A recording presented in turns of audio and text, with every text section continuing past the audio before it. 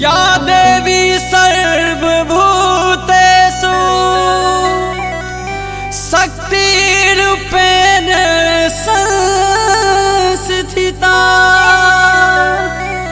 नमस्तस्यै नमस्तस्यै नमस्तस्यै नमो नमः। प्रेम से बाजू दुर्गा महारानी की।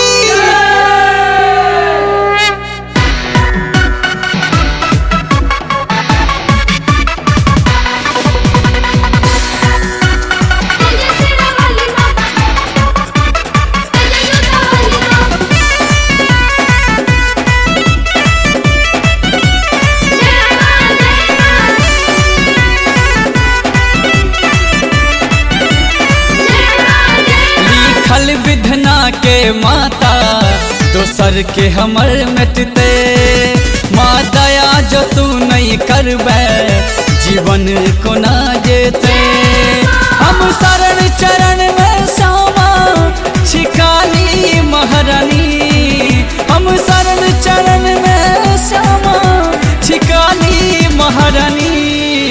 लिखल विधना के माता दोसर के हमर मिटते माँ दया जो तू नहीं करबे जीवन को ना जेते।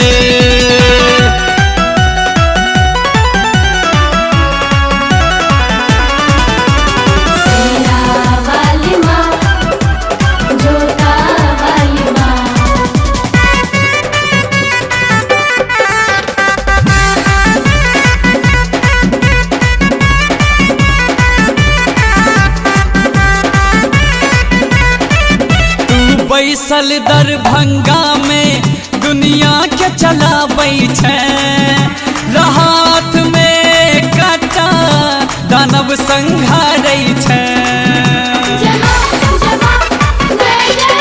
तू बैसल दरभंगा में दुनिया के चलाबै छै राहत में काटा दानव संघारै छै।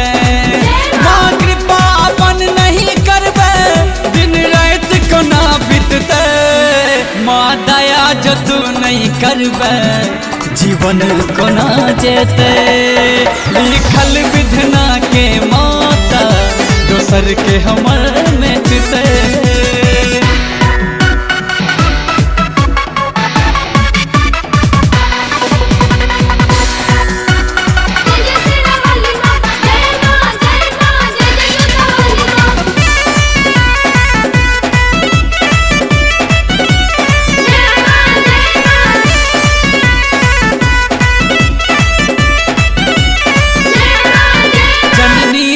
जग के मैया जंजाल तोरे सबटा सब पर में तो हर दृष्टि हमरा किया झटका।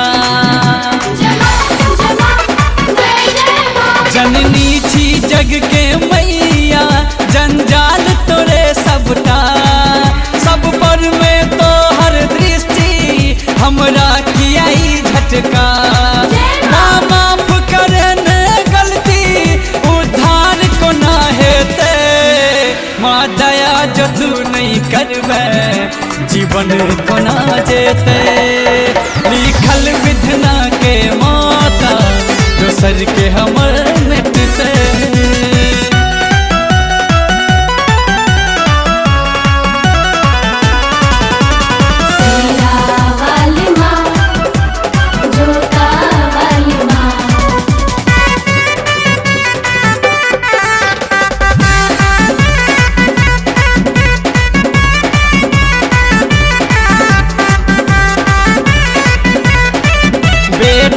सरस के जननी दुख दर्द के बुझतो जो तू नहीं माँ देखबे ता भवसागर में डूबतो।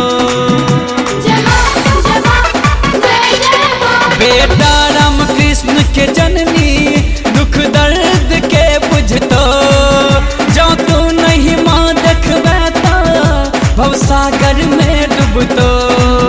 माँ कृपा अपन नहीं करबे तो प्राण को ना टिकते माँ दया जो तू नहीं करबे जीवन कोना जेते।